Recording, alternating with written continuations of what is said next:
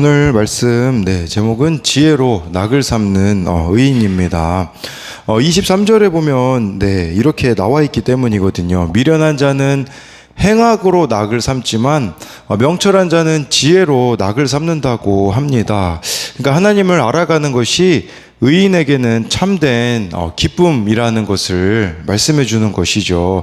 여러분들에게는 좀 무엇이 기쁨입니까? 오늘 말씀을 통해 하나님을 기쁨으로 삼는 의인에게 나타나는 이 삶의 열매를요, 함께 나누도록 하겠습니다. 첫 번째로요, 지혜로 낙을 삼는 의인은 입술을 제어합니다. 18절 19절인데요.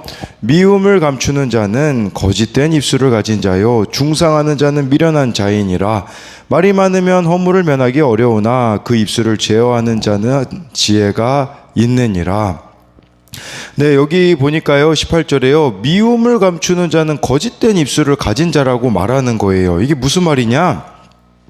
쉽게 말하면요, 마음에 담겨 있는 것과 밖으로 나오는 말이 다른 것은 잘못되었다라는 것이에요. 마음에는 여러분 막 미워하고 있는데 입술로는 막 밉지 않은 척 하잖아요. 우리가 얼마나 포장된 말을 합니까? 그것은 거짓된 입술을 가진 자라고 말씀해 주고 있어요. 주로 우리가 언제 이렇게 마음을 감추고 말할 때가 있습니까? 여기 18절 후반절에 보니까요, 중상하는 자는 미련한 자라고 나와 있거든요. 이 중상하는 자는 이 18절이 현대인의 성경으로 보니까요, 남을 비방하는 자라는 그렇게 번역을 했더라고요. 우리가 남을 비방할 때 주로 어떤 태도를 취합니까? 그것은 아마도 자신에 대한 부분은 쏙 빼놓고 상대방이 나를 서운하게 한 부분만 크게 이야기할 것입니다. 그래서 저도 깨달은 게 있다면 뭐냐면 두 사람이 갈등할 때 두 사람의 이야기를 다 들어봐야 된다라는 거였습니다. 왜냐하면 둘 다 자기 이야기를 쏙 빼놓고 하기 때문이라는 것이에요. 그러면서 19절에요, 계속해서 악인들의 특징을 말하고 있는 거죠. 말이 많대요. 악인들은요, 허물을 면하기가 어렵다라고 말하는데요, 왜 말이 많으면 이렇게 필연적으로 실수할 수밖에 없을까요? 그 이유는요, 말이 많을수록 남의 말을 덜 듣게 되기 때문입니다. 이 말이 많다라는 것은 저도 이렇게 청년부 모임 때 자주 목격하는 부분은 자신의 이야기에 대해서는 많은 말을 해요. 그러나 상대방이 이야기할 때는 집중하지 못하는 경우들을 보게 됩니다. 그랬을 때 조신영 박연찬 씨가 쓰신 경청이라는 책에 이런 내용이 나오더라고요. 우리가 다른 사람의 이야기를 잘 들으려면요, 사람에게도 공명통이 있대요. 이것은 마음인데, 그러니까 마음을 텅 비우면서 사람에게 참된 소리가 생겨난다라는 거예요. 우리가 우리 마음을 텅 비울 때 그때 상대방하고 대화할 준비가 된대요. 그렇게 되면 대화 속에서 진실의 목소리를 듣게 된대요. 이게 무슨 말이냐면 마지막에 나와 있어요.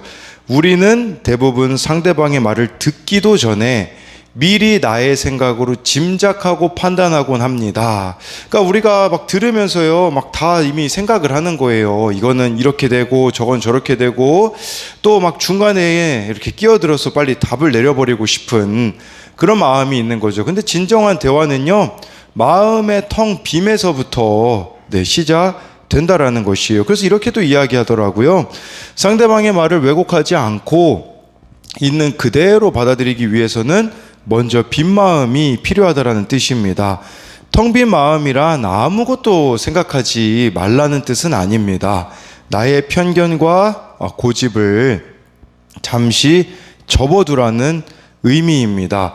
왜 이렇게 우리가 말이 많을까요? 그것은요, 우리 안에 편견, 고집, 즉 다른 사람의 인생에 훈수를 두려는 경향이 있기 때문이라는 것이에요. 뭔가 답을 내려줘야 된다라는 생각이 있기에 말이 많은 것입니다. 계속해서 이렇게 의인과 악인의 그 말에 대한 부분이 나오는데요, 20절에 보니까요, 의인의 혀는 수는과 같거니와 악인의 마음은 가치가 적으니라. 공동번역 성경에 보니까요, 이게 되게 재밌게 표현했더라고요. 착한 사람의 혀가 수는이라면 나쁜 사람의 마음속은 쓰레기통이다. 이렇게 번역을 해놨더라고요. 의인의 혀는요, 수는같이 귀하다라는 것이에요. 왜 그렇겠습니까? 살리는 말을 하기 때문이라는 것을 말하는 것이에요. 그러니까 여기서 나쁜 사람, 악인의 마음속은 쓰레기통이다. 그러니까 이렇게 마음이 쓰레기통인데 그게 입으로 표출되니까 당연히 그 언어도 그럴 수밖에 없다라는 거죠. 하지만 의인의 혀는 순은이라는 것은 그의 마음이 이미 순은과 같다라고 볼 수 있는데, 왜 순은과 이 착한 사람 또는 의인이 순은과 같냐면요, 21절에 보면요 나와 있습니다. 의인의 입술은 여러 사람을 교육하나 미련한 자는 지식이 없어 죽느니라. 여기서요, 교육하다라는 이 단어 있잖아요. 이걸 원어로 보면 무슨 뜻이냐면 양을 먹이다라는 의미를 가지고 있습니다. 여기 여러 사람을 교육하나를 그 메시지 성경으로 보니까 이렇게 나와 있더라고요. 많은 이들에게 진수성찬이 된다라는 거예요. 그러니까 어떤 인생이라고 할지라도 차려줄 밥상이 있다라는 식으로 표현을 했고요. 교육하다라는 것은 양을 먹이다라는 뜻이라는 것은 목자가 양을 치는 걸 가리키는 단어거든요. 그러니까 의인들은요, 바른 말을 잘 사용함으로써 사람을 살리고 세우고 주변에 양들을 먹일 수 있는 충분한 양식이 있다라는 것이라고 볼 수가 있는 것이에요. 그러니까 우리가 이 지혜롭게 말하는 의인이 되려면 알아야 하는 것은 첫 번째는 모두가 다 양이라는 사실을 기억해야 된다라는 것이에요. 그리고요, 저와 여러분들이 지혜롭게 말하는 의인이 되려면 먼저 내가 나눠줄 양식이 있어야 한다라는 뜻이에요. 양을 먹이려면 내가 양식이 있어야 되잖아요. 이 양식이 뭐겠습니까? 말씀이겠죠. 우리가 말씀 묵상, 기도의 삶을 매일 살아가야 돼요. 그러다 보면 어떤 인생이 나를 찾아온다고 할지라도 해줄 말이 있거든요. 우리가 이걸 흔히 성령 충만이라고 하지 않습니까? 성령으로 충만하면요, 누가 와도 감당이 됩니다. 먹일 양식이 있어요. 해줄 말이 있어요. 그러나 저와 여러분들이 성령 충만하지 못하다면 아무런 해줄 말이 없다라는 것을 알아야 한다라는 것이에요. 미련한 자는요, 21절에 보니까요, 지식이 없기에 죽는다라고 말해주고 있어요.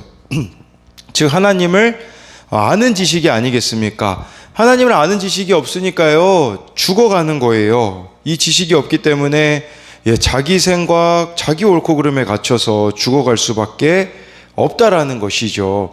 그래서 날마다 저와 여러분들이 하나님하고 교제하며 내 생각을 바꾸어가는 것이 얼마나 중요한지 모른다라는 것이에요. 저는 혈기가 참 많은 사람이거든요. 다음 세대 사역을 하다 보니 생각지도 못하게 화가 날 일이 참 많이 있어요. 그럴 때면 바로 연락해서 그 대상에게 이렇게 퍼부어 버리고 싶을 때가 있거든요. 근데 실제로 그렇게 해본 적도 있고요. 근데 그렇게 했을 때요, 다 후회로 돌아오더라고요. 이게 저도 후회가 되지만 상대방도 제가 그렇게 막 혈기로 퍼붓는 것으로 인해서 변화되지는 않더라고요. 오히려 더 멀어지는 것을 보게 되었는데요. 요즘은 그런 일이 있을 때 오늘 말씀을 참 떠올려요. 그리고 뭐라고 말해줄지를 기도하며 나아갈 때의 사랑으로 권면할 수 있더라고요. 이처럼 하나님을 아는 지식이 나도 살고 남도 살릴 수 있다라는 것입니다. 그래서 이것에 대한 적용 질문은요, 나는 내 이야기는 신나서 하는데 다른 사람의 이야기는 한 귀로 듣고 한 귀로 흘리고 있지는 않습니까? 아까 이렇게 19절에 말이 악인은 많다라는 그 부분으로 인하여서 만든 적용 질문이고요. 두 번째는요, 말씀 묵상과 기도 가운데 살아가기에 양을 먹이듯 필요한 양식을 지체들에게 나누어 주고 있습니까? 아니면 나누어 줄 것이 없기에 형식적인 위로만 합니까? 아까 그 교육하다라는 것이 양을 먹이다라는 거였었잖아요. 그래서 나누어 줄 양식이 저와 여러분들에게 있느냐라는 것입니다. 두 번째로요, 지혜로 낙을 삼는 인생은요, 무너지지 않습니다. 22절, 23절을 보면 여호와께서 주시는 복은 사람을 부하게 하고 근심을 겸하여 주지 아니하시느니라. 미련한 자는 행악으로 낙을 삼는 것 같이 명철한 자는 지혜로 낙을 삼느니라 라고 말씀해 주고 있어요. 22절에 보면요, 의인에게 하나님이 복을 주셔서 사람을 부하게 하지만 근심은 주시지 않는다고 해요. 여러분, 사실 부가 많아지면요, 돈이 많아지면 근심도 많아지거든요. 세상 사람들 보면 딱 그렇거든요. 돈이 생겼는데 이걸 가지고 또 어떻게 뭐 더 불려야 되나, 이걸 가지고 어떻게 뭐 보관해야 되나, 근심이 늘거든요. 근데 의인은 하나님 보시기에 정당한 과정을 거쳐서 번 소득이기 때문에 근심이 따르지 않습니다. 우리도 돌아봐야 되는 부분이 있어요. 그것은 뭐냐면 내가 돈을 벌고 있는 방법이 정당한 방법이냐라는 것이에요. 또한 하나님께 드려야 되는 것들을 올바로 드리며 나아가고 있느냐라는 것이에요.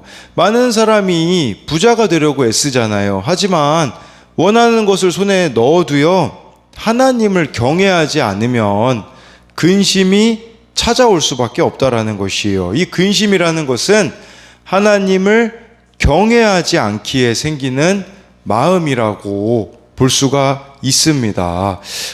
그러니까요. 저도 그걸 보니까 저를 좀 비춰보니까 잘못된 부분이 있더라고요. 저 같은 경우는 이 신용카드 사용하는 부분이 이게 저에게는 좀 잘못된 부분이 아닌가라는 생각을 좀 이 말씀을 보면서 했어요. 왜냐하면 주어진 물질 내에서 쓰고 해야 되는데 그 이상을 바라는 욕심에 이렇게 신용카드를 쓰게 되는 부분이 있기에 저도 이것이 고쳐가야 되는 부분이 아닐까 싶습니다.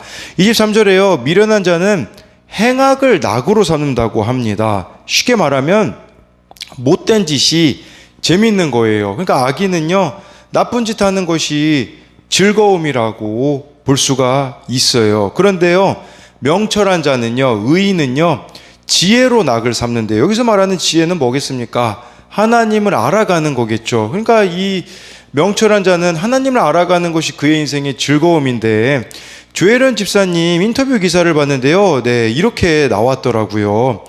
이제는 성경을 안 읽는 게 어렵습니다. 인터뷰에서 이렇게 나오더라고요. 기사에 이런 내용이 나왔는데, 우리가 핸드폰이 없으면 불안하다고 하는데 저는 성경이 없으면 불안하다. 말씀이 저를 이끌고 간다. 잘못 가는 것을 막을 수 있다. 우리는 선한 것이 하나도 없다. 그런데 제가 어떻게 성경 말씀을 놓겠는가라고 말했어요. 우리는 스마트폰 없으면 불안해 하잖아요. 근데 이분은 성경 안 읽는 게 불안하대요. 그렇기 때문에 매일매일 말씀을 읽을 수밖에 없다라는 거죠. 이게 지혜를 낙으로 삼는 자의 모습이라고 볼 수가 있어요. 안중근 의사가 그런 유명한 말을 남겼잖아요. 단 하루라도 책을 읽지 않으면 입에 가시가 돋는다라는 말을 남겼는데, 여러분, 우리가요 정말 지혜로 낙을 삼는 명철한 자라면 하루라도 말씀 없이 사는 거, 기도 없이 사는 것을 못 견디게 되어야 한다라는 것이에요. 이렇게 하나님을 알아가는 것이 지혜인데, 이러한 자는요 마음의 여유가 생깁니다. 삶의 여유가 생깁니다. 어떤 사건이 찾아와도 그 이면에 숨겨진 하나님의 뜻을 발견하고야 맙니다. 그게 바로 25절에 보면 나와 있습니다. 회오리 바람이 지나가면 악인은 없어져도 의인은 영원한 기초 같으니라. 여기 25절에 회오리 바람이 나와요. 회오리 바람의 특징은 뭐냐면요, 모든 것을 삼켜버린다라는 것이에요. 악인이든 의인이든 상관없이 우리 모두가 사실 문제없는 인생이 없잖아요.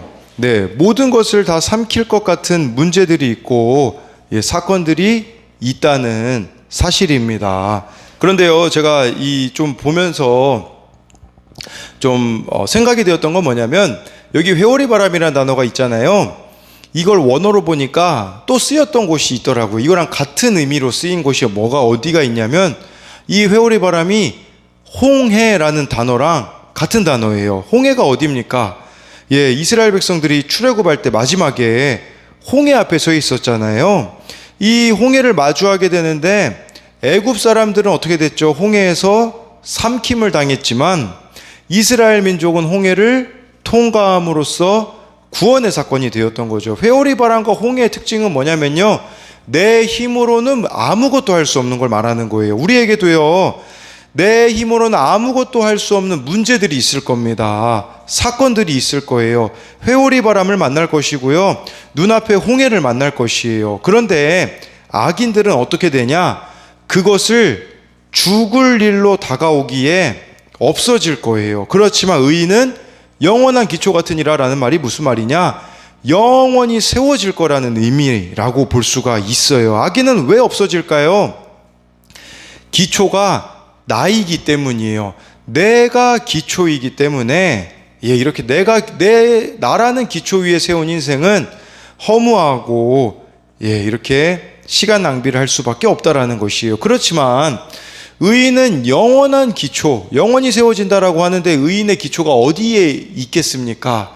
그것은 바로 마태복음 7장 24절 25절에 보면 나와 있습니다.